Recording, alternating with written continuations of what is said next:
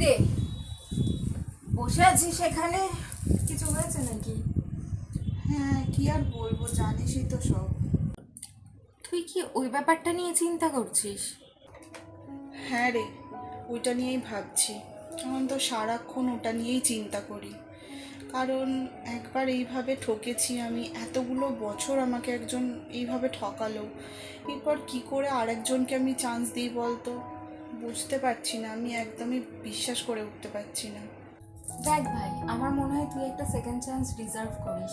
আর ও তোর পাস্ট জেনে তোকে অ্যাকসেপ্ট করছে, এটাই অনেক বড় ব্যাপার। আর তুই যতক্ষণ না ওকে চান্স দিবি, যতক্ষণ না ওকে মেশার সুযোগ দিবি, তুই জানবি কি করে ও তোর জন্য ঠিক না ভুল?